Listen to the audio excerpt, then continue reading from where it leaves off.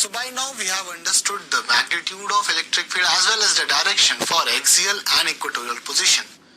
But what if the point does not lie in either of the two cases? That means we have to find the electric field due to this set of charge at any point. So let's start with that. So in order to understand that, let's have a diagram, the same case I started with the transverse position. This is the dipole moment, same dipole minus q plus q, distance between them is 2a. Dipole moment along the positive x-axis, that would have been plus 2qa I cap. Now, if you say there's a point P, so from origin it is at a distance r, right? Now if I say that I have two charges and I want to apply this, right? If I want to apply that, what would be the net electric field by the previous concept that this is the first charge, this is the second charge, and I start doing same.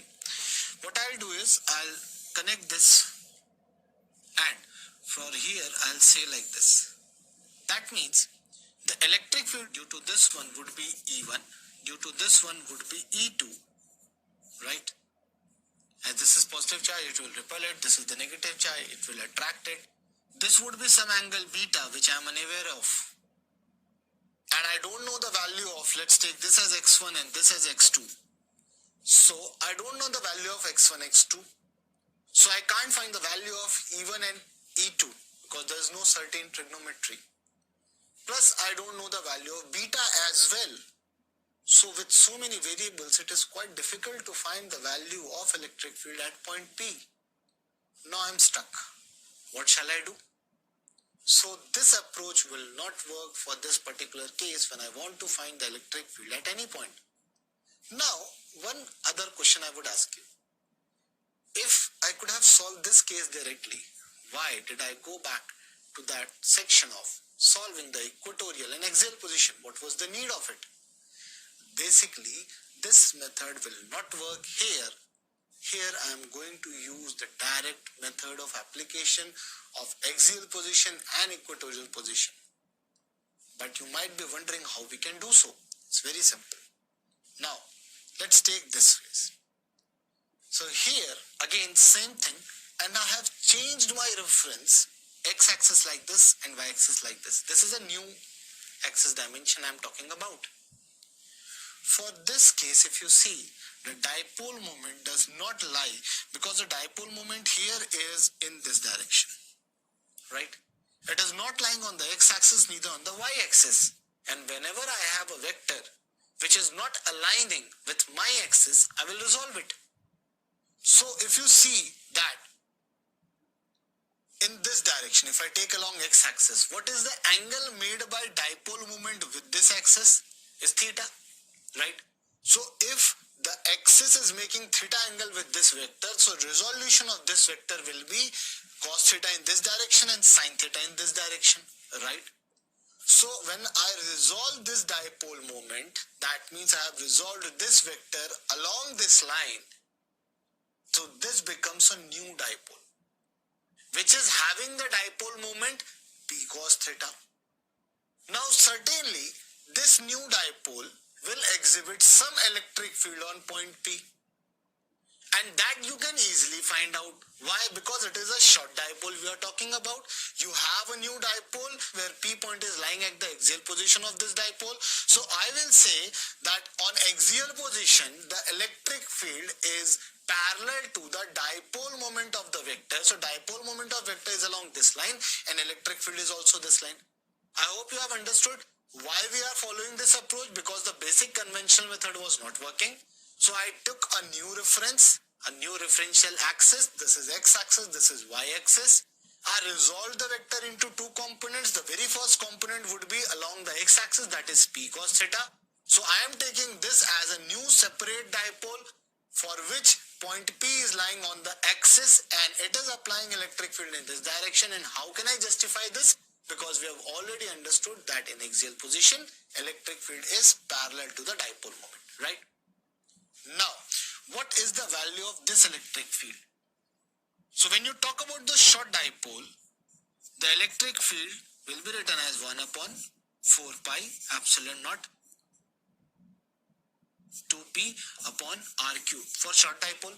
But here there's a separate new dipole. It's not p, it is what? P cos theta. This would be the first equation. So I have the magnitude of electric field, and this electric field we already know how we have derived this expression. I hope you have understood this application.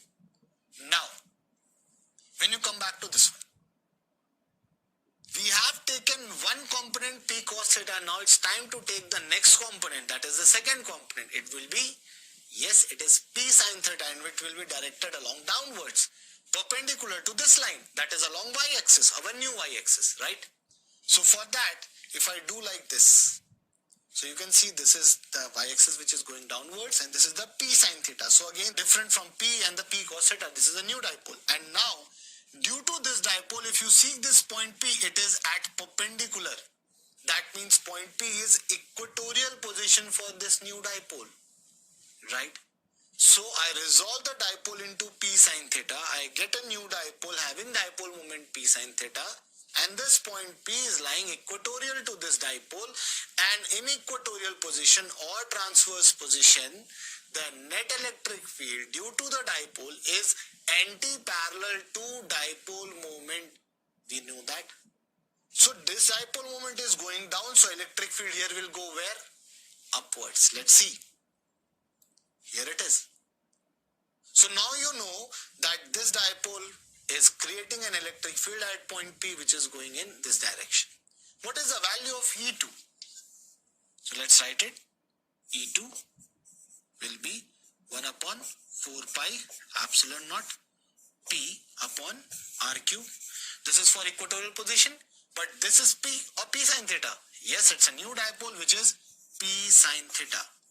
Though it is a component of this existing dipole, but it is P sin theta. So I have the two equations. I have the two values with me.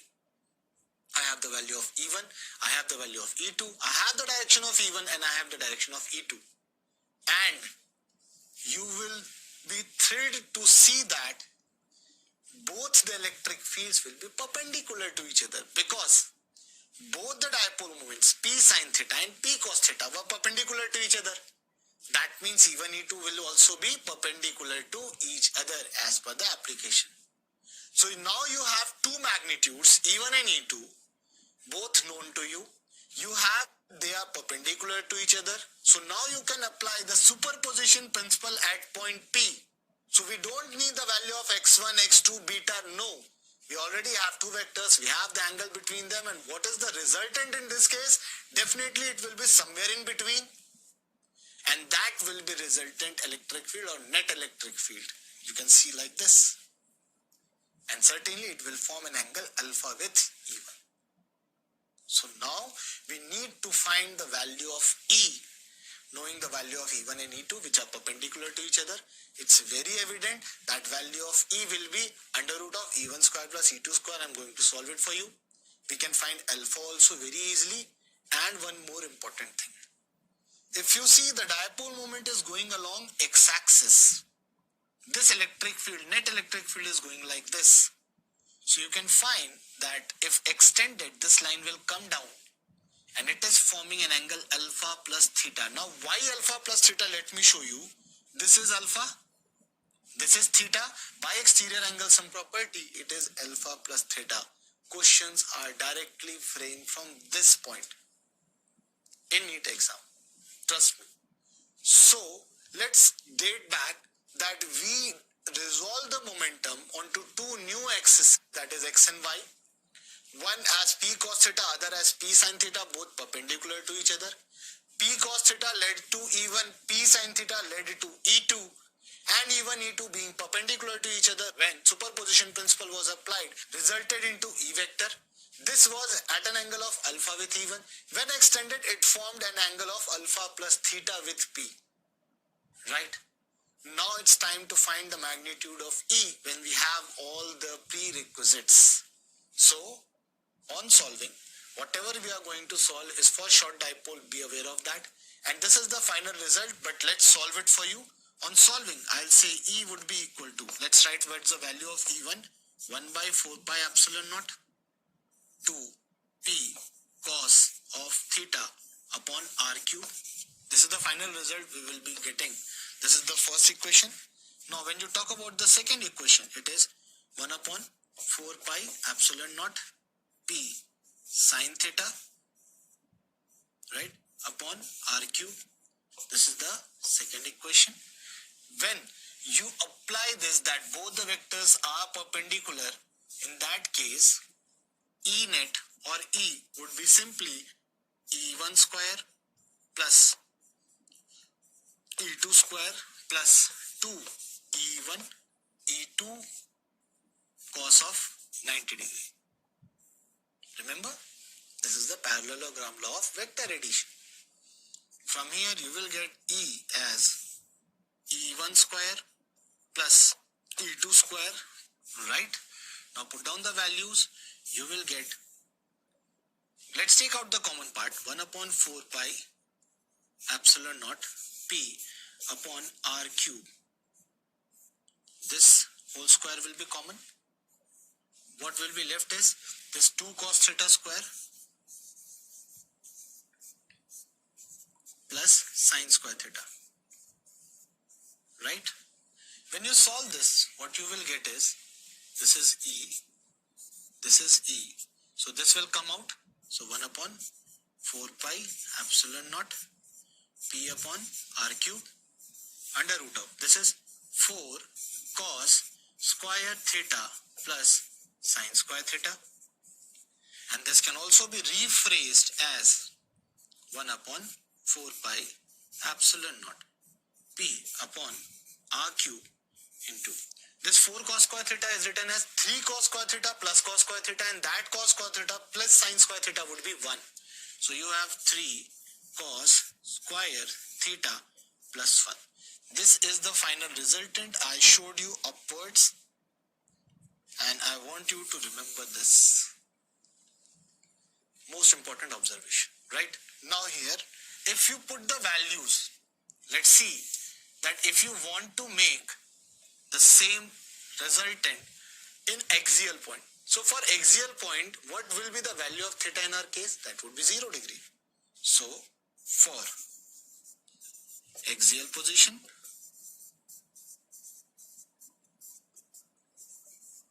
theta would be 0 degree. Putting that, we will get EA. So put 0 degree here, you will get 1 upon 4 pi epsilon naught p upon r cube. That will be there. 3 into cos 0. Cos 0 is 1. 3 plus 1 is 4. Root of 4 is 2. So you get the value of axial electric field putting the value theta equals to 0 degree. Similarly, if you put theta as 90 degree, in that case, for equatorial position,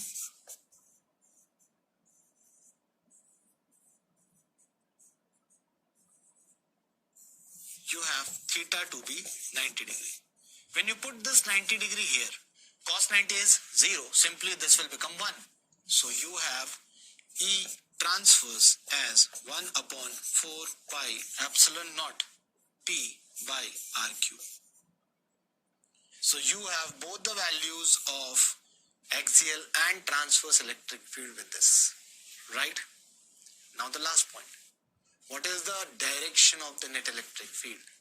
So currently, if you want to know, you have to find alpha, right?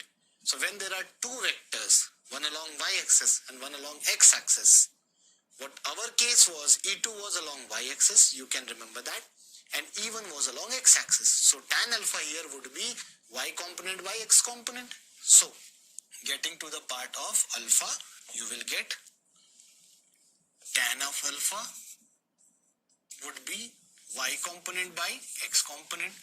It was E2 upon E1.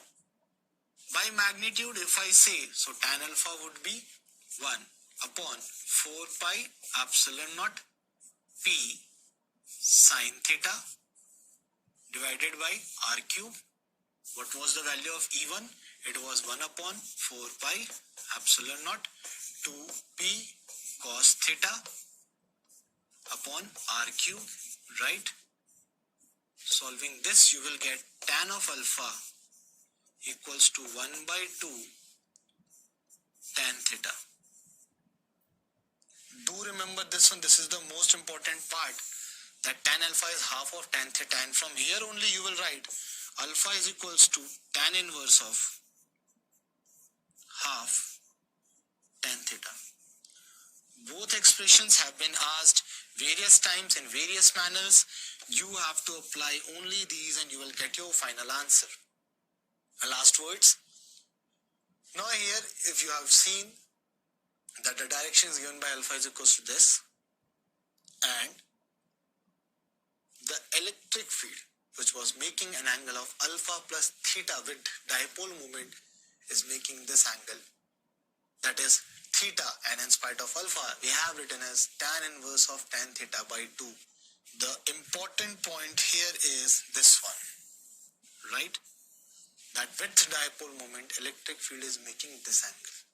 You will be given a value, let's suppose 30 degree, and they'll ask you, no need of derivation, directly put the value here and you will get the answer, and that will be correct for you and that will fetch you positive score.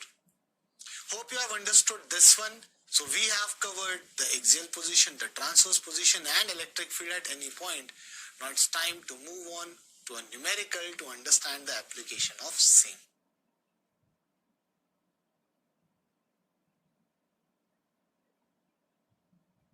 Now let's take a good question to understand the application of net electric field at any point. Now here is a question. Let's see what it says. Find the locus of all the points where the resultant E, that is electric field they are talking about, will always have a bearing of 45 degree with the axis of short dipole.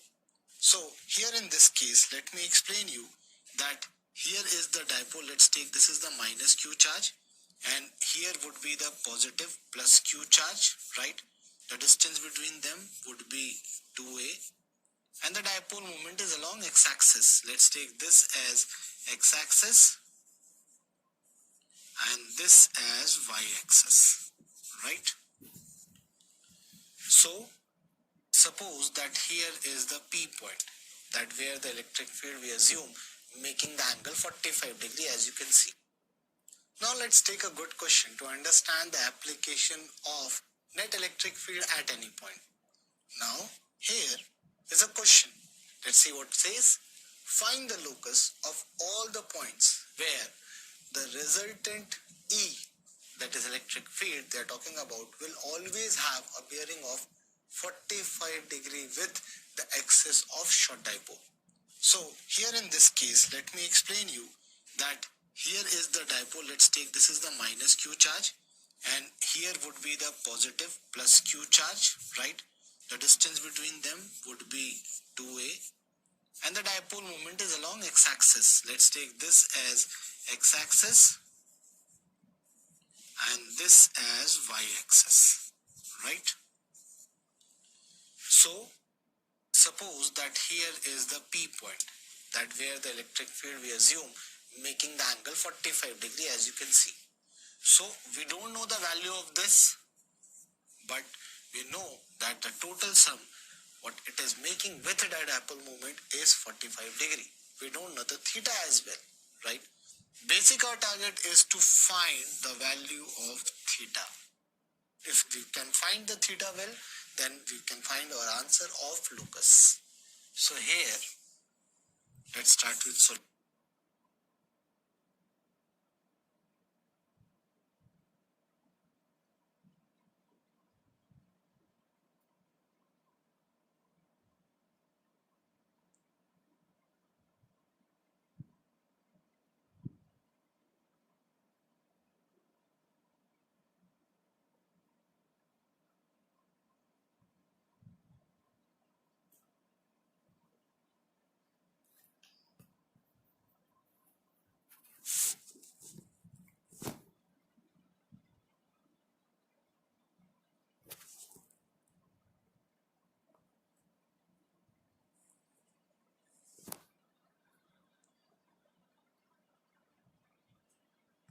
Now let's take where the electric, we know that the total sum we can find our answer of locus.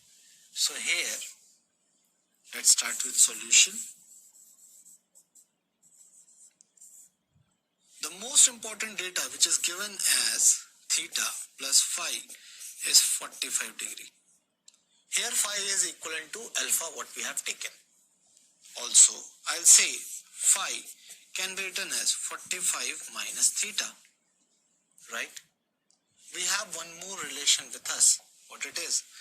That tan of phi is equals to half of tan theta, right?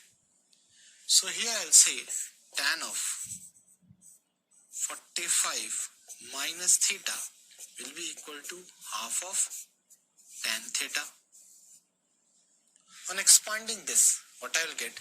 I have to apply the identity here, that is tan of 45 minus theta equal to this. I don't know what the value it is. Now in many cases we are stuck at some points. So some other trigonometric identities we should remember. What in this case we should remember is, if you have tan of A minus B, that will be equal to tan of A minus tan of B divided by 1 plus tan A tan B, right? Just put down the values. It's easy. So A would be 45, B would be theta. So on solving this, you will get tan 45 minus theta will be tan 45 minus tan of theta divided by 1 plus tan 45 tan theta, right? Now what is the value of tan 45? You all must remember that tan 45 is equal to 1. Now solving this, you will get tan of 45 minus theta is equals to 1 minus tan theta divided by 1 plus tan of theta. This is the same thing we needed, that is what is tan 45 minus theta, and that is equals to half of tan theta. Now it's very easy that this becomes equal to half of tan theta. I'll write, let's see, 1 minus tan of theta divided by 1 plus tan of theta, that is equals to half of tan theta, right? On solving, you will get twice 1 minus tan theta, that is equals to tan theta into 1 plus tan theta. Solve this, you will get 2 minus 2 tan theta is equals to tan theta plus tan square theta. When you solve this, will become tan square theta plus 3 tan theta minus 2 equals to 0.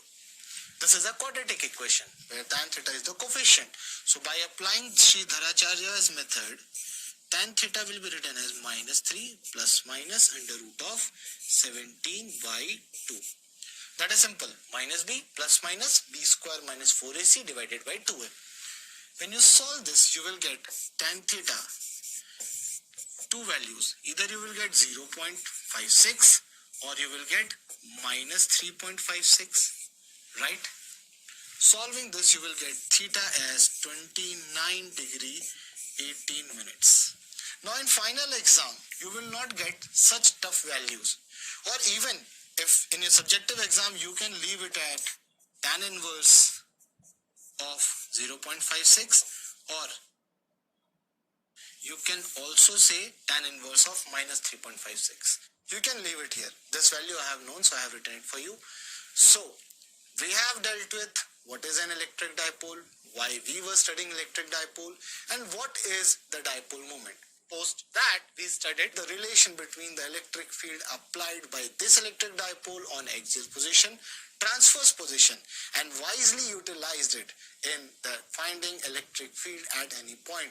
And then we had this question which was giving us a particular idea how to apply to the questions like the direction of electric field with dipole moment. So in next lecture, we will see some more numericals based on same along with the properties of electric dipole in electric field. Hope this was helpful to you. Let's meet in next lecture. Till then, thank you. Take care. Bye-bye.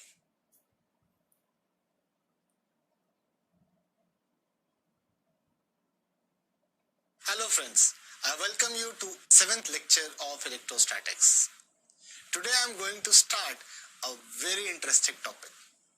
Interesting as it will fetch you a lot of marks and yet it is easier.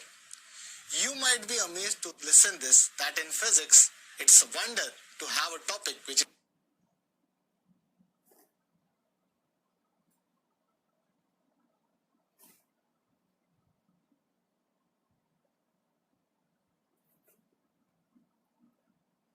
Hi friends, I welcome you to 8th lecture of electrostatics. In last lecture we have understood what an electric dipole is, why we are studying the electric dipole, and what is the electric field it exhibits at axial position, equatorial position, or at any point, and what is the relation between them, right? Now when we have understood that what is the amount or direction of electric field the dipole is applying, on the contrary, now in this lecture we want to understand what happens to the dipole when it is put in an external electric field. Now what do we mean by external electric field? Basically, whenever the dipole is put into some other field which is created by another charge, not by the dipole, that electric field will exhibit some functions on the dipole. Maybe force, maybe torque. So we want to understand that what is the force and torque which is acting on the dipole due to the external electric field created by a third body, right? So let's start with the very first thing, that electric dipole when kept in uniform electric field, what happens to it? So the more relative or more known function to you is force. So let's first discuss what will happen if I put an electric dipole in uniform electric field. But first, you should know what is uniform electric field and what is non-uniform electric field. What you see right now, this is electric field lines with equal spacing. That means the strength of electric field is uniform. This is known as uniform electric field, where the electric field in a given area is constant and the direction is same at each and every point. But now what you see here is a non-uniform electric field. Maybe the magnitude is varying with area or the direction is changing again and again with the area. So I hope you have understood on a broader scale what a uniform electric field is and what is a non-uniform electric field. Now let's move with the case of dipole in uniform electric field. As you can see here, we want to understand that what is the force which will act on it when you put that in uniform electric field. So you see here there's a dipole with two charges equal in magnitude, opposite in direction, and charges, let's take it as small q. And the dipole moment is directed from negative to positive as per our convention, right? Now let's put the uniform electric field here. Yes, as you can see, electric field has appeared with equal spacing between them and direction is same at each and every point. That means it is a uniform electric field. Now I am interested at a third point. The dipole moment, which is a vector quantity, it is moving from negative charge to positive charge and electric field is along this direction. So what is the angle between the dipole moment and electric field? That would be theta, right? So I have two vectors with me, dipole moment and electric field with an angle theta between them. Why I am focusing on these two? Because later on they will help you understand the third physical quantity, right? Now, if you understand that whenever a positive charge is kept in electric field, which we have studied earlier as well, a force will start acting on that positive charge. And that positive charge will move along with the electric field in the same direction. And what would be the magnitude of force? That would be QE. We have already learned it.